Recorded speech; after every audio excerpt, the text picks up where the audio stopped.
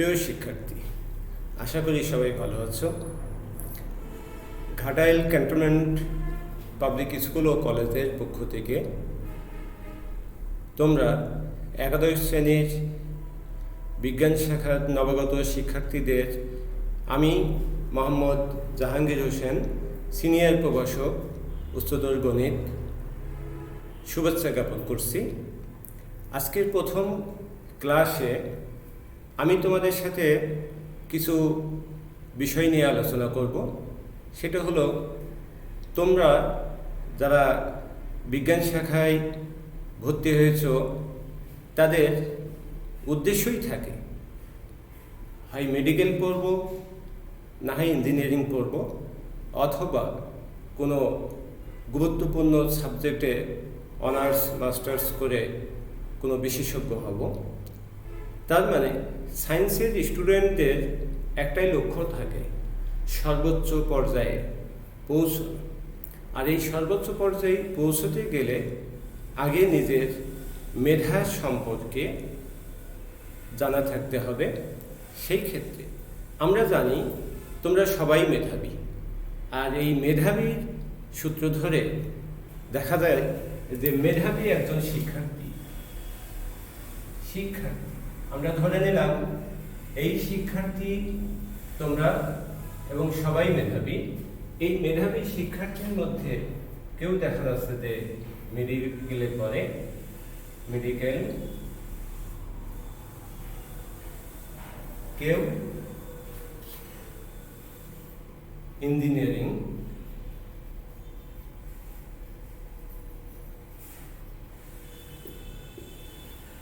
সাইডটা বেছে নেয়। এখন মেডিকেলে যারা পড়ে তাদের যেমন মেধা আছে, ইঞ্জিনিয়ারিং যারা পড়ে তাদেরও ঠিক একই ধরনের মেধা আছে। আমি যেটাকে বলি, মেডিকেল যারা পড়ে তাদেরকে আমি সাধারণত ব্রিলিয়ান্ট বলি। ইঞ্জিনিয়ারিং যারা পড়ে তাদের আমার দৃষ্টিতে মনে হয় জিনিয়াস।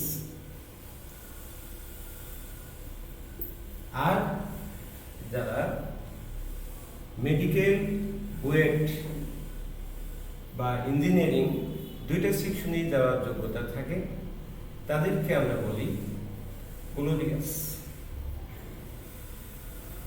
তার মানে একটা ছেলে বা একজন শিক্ষার্থীর মধ্যে যখন সব ধরনের মেধা বিদ্যমান থাকবে তখন তাকে আমরা অনেকেই বলি যে ছেলেটি বা শিক্ষার্থী বা মেয়েটি অনেক গ্লোরিয়াস।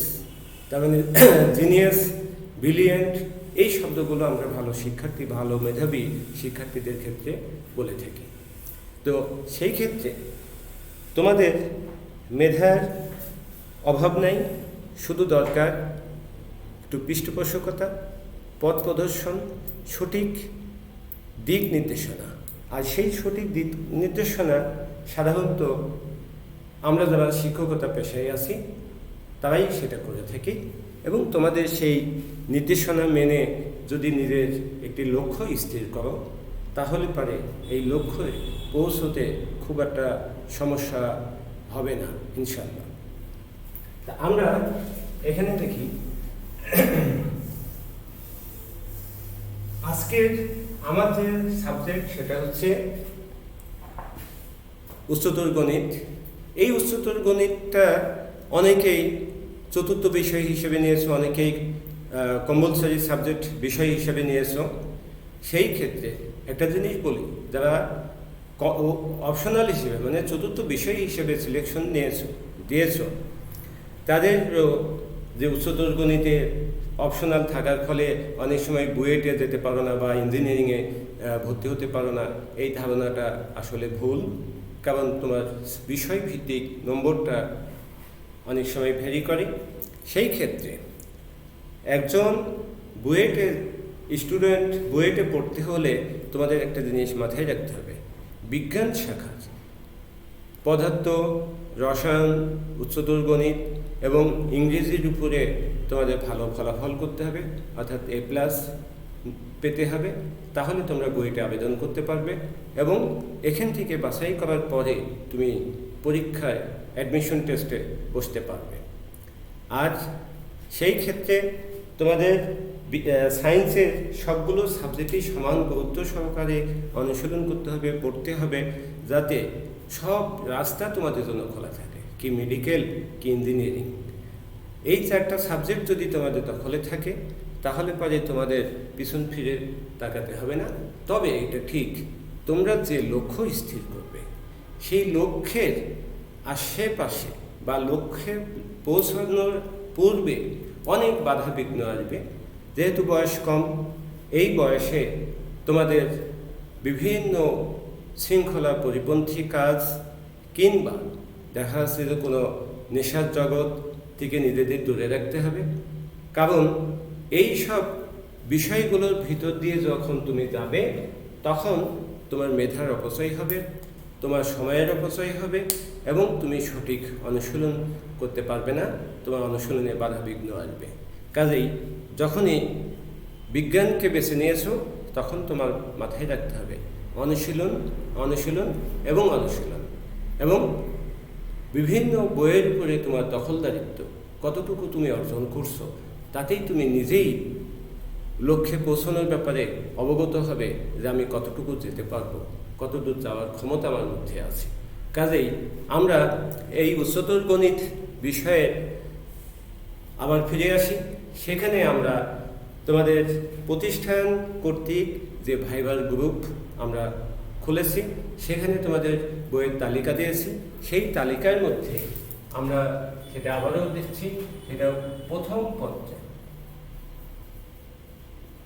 পত্রে এস ইউ আহমেদ 1 নম্বর। 2 নম্বর রফিকুল ইসলাম,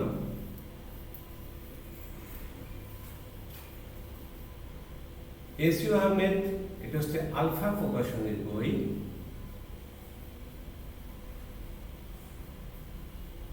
আলফা প্রকাশনী। আর রফিকুল ইসলাম রূপন্তী প্রকাশনের, রূপন্তী প্রকাশনের বই। আমরা দ্বিতীয় পত্রেও ঠিক একই রাইটারের বই ব্যবহার করব। 1 এস ইউ আহমেদ, 2 রফিকুল ইসলাম,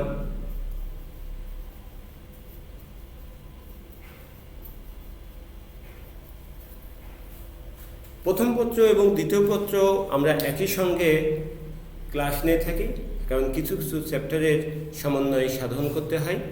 তোমরা এর পরেও যদি বই কিনতে চাও, 3 নম্বর রাইটার, প্রথম পত্রে কেতাবউদ্দিন স্যারের, দ্বিতীয় পত্রে নাসির উদ্দিন, যেটা কাজল ব্রাদার্সের প্রকাশিত।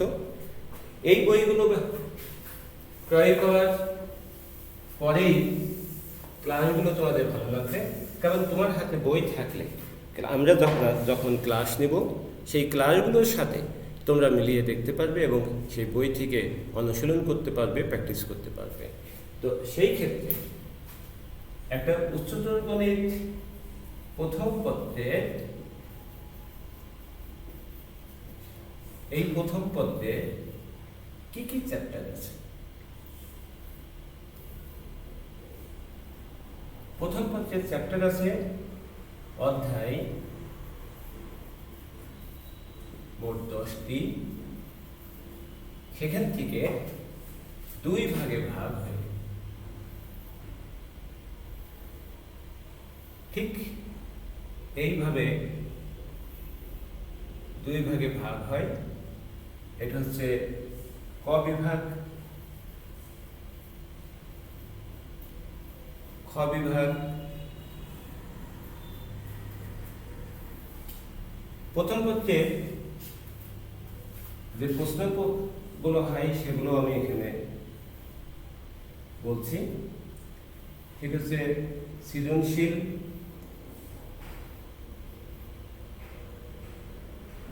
নৈর্ব্যক্তিক,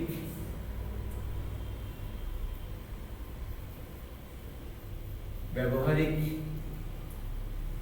সৃজনশীল মোট 50, নৈর্ব্যক্তিক 25, ব্যবহারিক 25। এই সৃজনশীল 50-এর 8টি প্রশ্ন থাকে। 8টি থেকে তোমাকে 5টির উত্তর দিতে হবে। এখানে 25টি প্রশ্ন থাকবে, প্রতিটি 1 নম্বরের 25টি প্রশ্ন থাকবে, 25টির অ্যান্সার করতে হবে। সেই ক্ষেত্রে এই 8টি প্রশ্ন কিভাবে আসে? ক বিভাগের 4টা থাকে, 1, 2, 3, 4। খ বিভাগেও ঠিক 4টা থাকে, 1, 2, 3, 4। ক বিভাগে কোন কোন চ্যাপ্টারগুলো থাকে আমরা এখানে ক বিভাগে সাধারণত তোমরা এখানে জানতে পারবে যে বীজগণিত অংশ আর জ্যামিতি অংশ, এটা ক বিভাগ। খ বিভাগ ত্রিকোণমিতি ও ক্যালকুলাস,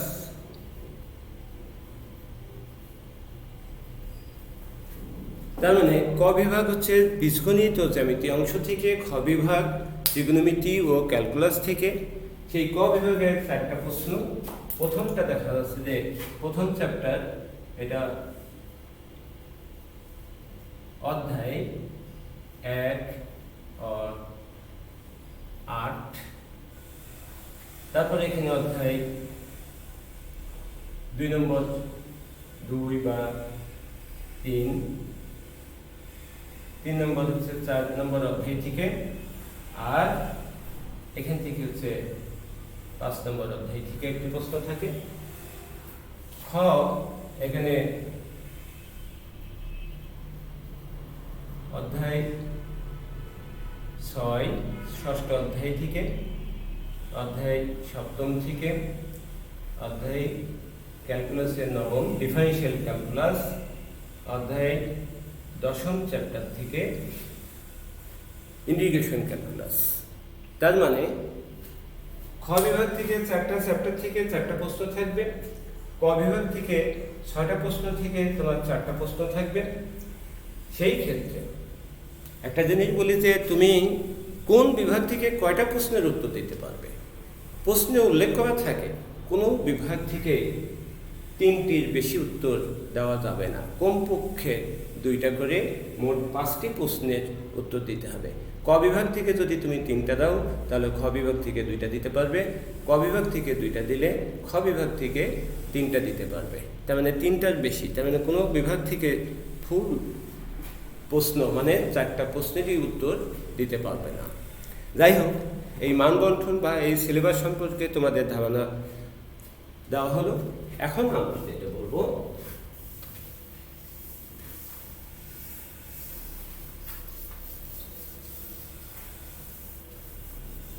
উচ্চতর গণিত প্রথম পত্রে খ বিভাগ এবং ক বিভাগ। আমাদের প্রতিষ্ঠানের 2 জন উচ্চতর গণিতের লেকচারার আছে, আমি আমার পরিচয় দিয়েছি, এবং আরও একজন শিক্ষক আছে। আমরা 2 জন উচ্চতর গণিত প্রথম পত্রের বিভিন্ন চ্যাপ্টার বন্টন করে তোমাদের ক্লাস নিয়ে থাকি। সেই ক্ষেত্রে আমি তোমাদের প্রথম ক্লাস, এটা হচ্ছে ত্রিকোণমিতি 7ম অধ্যায়।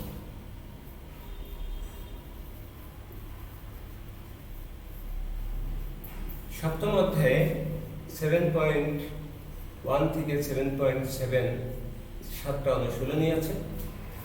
অনেকের মনে প্রশ্ন যাচ্ছে যে স্যার প্রথম অধ্যায় বাদ দিয়ে 7ম অধ্যায় কেন যাচ্ছে।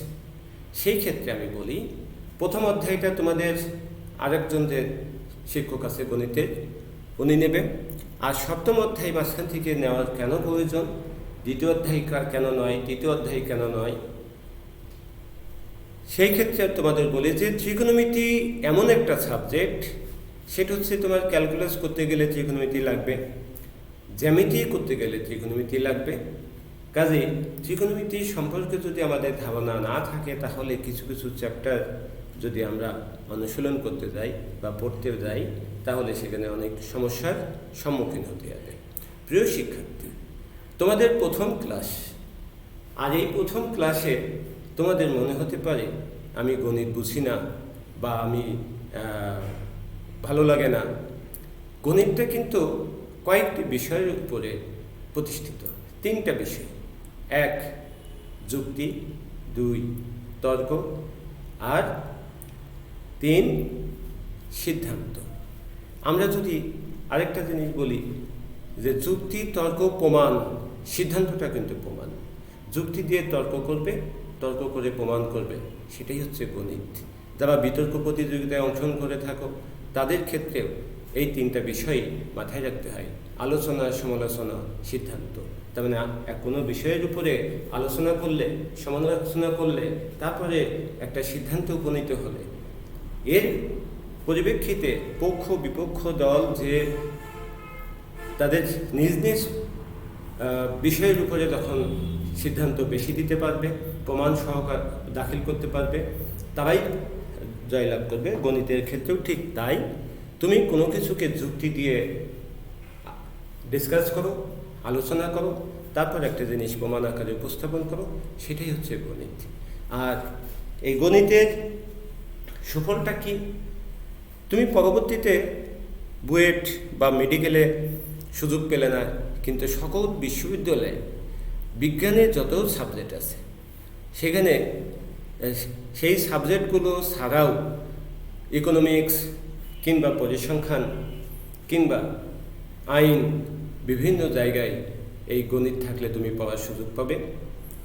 এবং বিভিন্ন ভার্সিটিতে যখন তুমি অ্যাডমিশন টেস্টে অংশগ্রহণ করবে, তখন তুমি গণিতটাই যদি ভালো পারদর্শী হও, তাহলে সর্বোচ্চ নম্বর পাওয়ার একটা সুযোগ থাকে। কারণ এখান থেকে আমরা দেখেছি যে বিভিন্ন সময় সর্বোচ্চ নম্বরে থাকে। আবার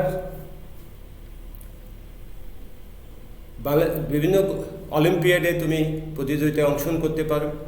তারপরে বুয়েট পরীক্ষায় গণিতের উপরে সৃজনশীল এবং এমসিকিউ, তার মানে রিটেন এবং এমসিকিউ, নির্দিষ্ট পরিমাণ জায়গা থেকে সেই জায়গার মধ্যেই তোমাকে এই অ্যান্সারগুলো করতে হয়।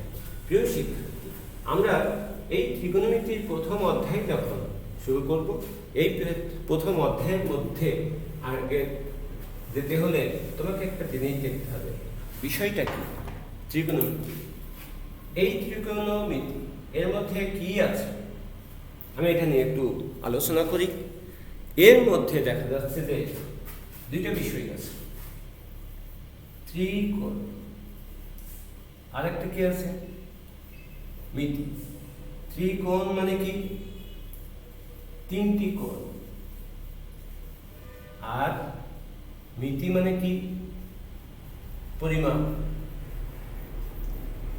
তাহলে এই 3টি কোণের পরিমাপ সম্পর্কিত আলোচ্য বিষয়টাই হচ্ছে ত্রিকোণমিতি।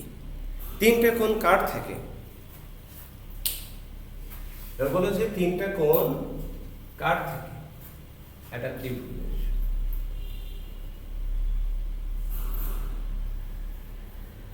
ত্রিভুজ কেমন হতে পারে? সমবাহু হতে পারে, বিষমবাহু হতে পারে, সমকোণী হতে পারে, সমকোণীটা ঠিক এইভাবেও আসতে পারে।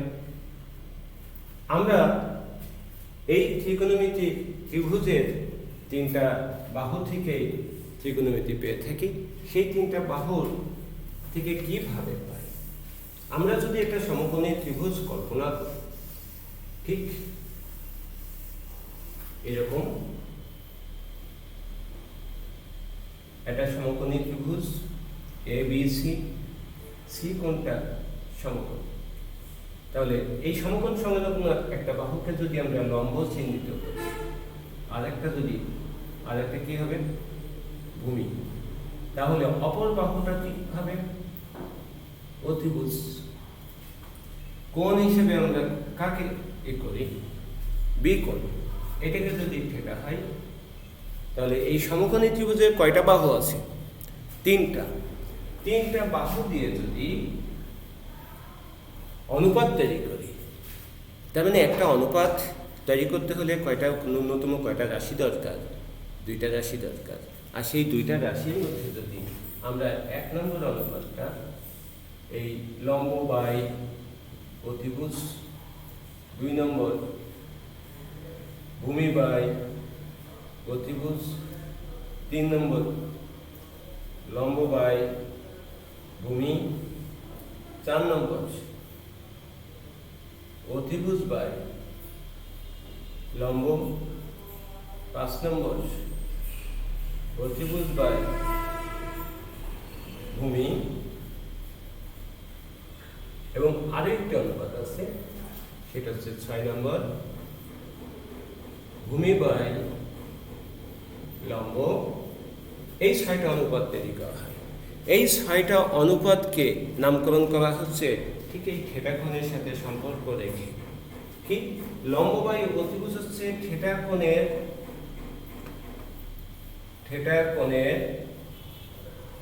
সাইন অনুপাত, সংক্ষেপে সাইন থিটা। ঠিক তেমনি এটা থিটা কোণের ভূমি বাই অতিভুজ হচ্ছে থিটা কোণের কোসাইন, সংক্ষেপে কস থিটা। ঠিক তেমনি লম্ব বাই ভূমি থিটা কোণের ট্যানজেন্ট, সংক্ষেপে ট্যান থিটা। আর অতিভুজ বাই লম্ব থিটা কোণের কোসেকেন্ট, সংক্ষেপে কোসেক থিটা। অতিভুজ বাই ভূমি থিটা কোণের সেকেন্ড, সংক্ষেপে সেক থিটা। আর ভূমি বাই অতিভুজ এই লম্ব থিটা কোণের কোট্যানজেন্ট, সংক্ষেপে কট থিটা। ঠিক এইভাবে একটা সমকোণী ত্রিভুজের 3টি বাহুর মধ্যে আমরা মোট 6টা অনুপাত বের করতে পারি। সেই 6টা অনুপাতকে 6টা ত্রিকোণমিতিক অনুপাত বলা হয়, যার একটি সাইন, আরেকটি কস, ট্যান, কোসেক, সেক, কট। এখন তোমাদের মনে প্রশ্ন হতে পারে, স্যার কেন সাইন দিয়ে নামকরণ করলো, কিংবা কোসাইন দিয়ে কেন নামকরণ করলো? ট্যানজেন্ট, সংক্ষেপে ট্যান নিক বা কীভাবে আসলো, কোসেকি বা কীভাবে আসলো, সেক কিংবা কটি বা কীভাবে আসলো? প্রত্যেকটা নামকরণের একটা ইতিহাস থাকে। সেই ইতিহাসটা আমরা তোমাদের সাথে আগামী ক্লাসে আমি এই নামকরণের ইতিহাসটা ব্যাখ্যা করে এই অনুশীলনের কার্যকলাপ শুরু করব।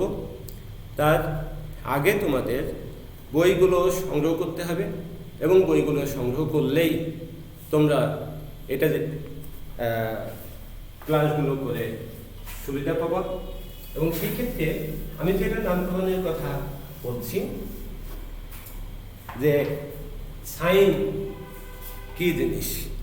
সাইন অর্ধ জ্যা, আর কোসাইন হচ্ছে সাইনের সহগ।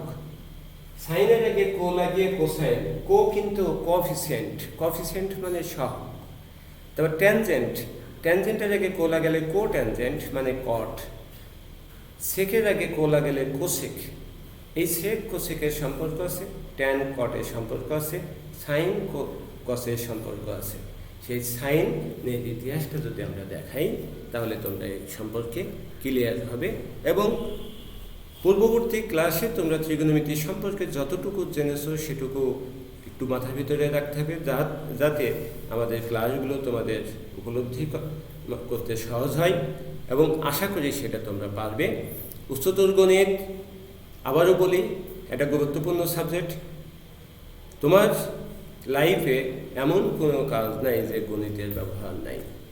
তুমি চাকরি করবে, বেতন তুলবে, সেখানেও গণিতের ব্যবহার।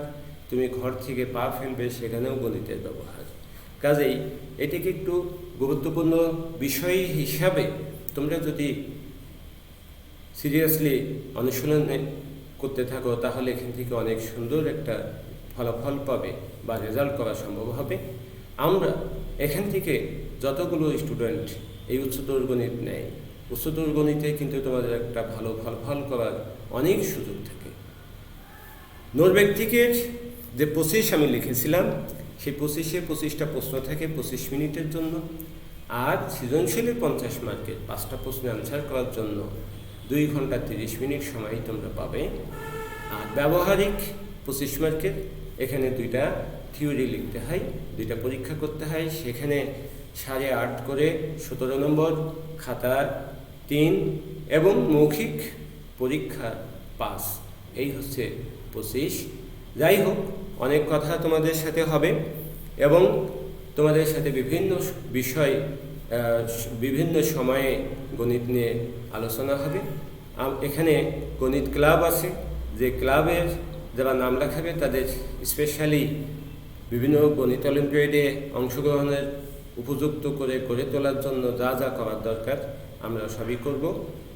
তোমাদের একটা জিনিস, যখন কোনো কিছু প্রশ্ন করতে গিয়ে, সমস্যার সমাধান করতে গিয়ে আটকে যাবে, তখন তোমরা বইয়ের আলোচ্য অংশটুকু বারবার পড়তে থাকবে, তাহলে দেখবে যে তোমাদের কাছে অনেকটা সহজ হয়েছে। পড়ার কোনো বিকল্প নাই, প্র্যাকটিসেরও কোনো বিকল্প নাই। আমরা জানি অনেক বিখ্যাত খেলোয়াড়রাও দেখা যাচ্ছে যে প্র্যাকটিসের বাইরে থাকলে তাদের গুরুত্বপূর্ণ প্রতিযোগিতার সময় দলে সুযোগ পায় না। কেন পায় না? প্র্যাকটিসে নাই। কাজেই তোমার যদি প্র্যাকটিস না থাকে, তাহলে তুমি যতই মেধাবী হও না কেন, তোমার মেধায় মরিচা ধরে যাবে এবং সেই মরিচা সারাইতে গেলে অনেক সময় নষ্ট হয়ে যাবে। কাজেই আমি আশা করব তোমরা নিয়মিত অনুশীলন করবে, নিয়মিত ক্লাস করবে এবং প্রত্যেকটি ক্লাসের নোট করবে এবং সেগুলো পরবর্তীতে রিভিশন করবে এবং যতগুলো পরীক্ষা হবে সেই পরীক্ষায় অবশ্যই প্রস্তুতি নেওয়া হোক বা না হোক অবশ্যই অ্যাটেন্ড করবে। আশা করি সবাই ভালো থাকবে। তবে এই করোনাকালে সবাই ঘরে থাকবে, নিরাপদে থাকবে। আল্লাহ হাফেজ।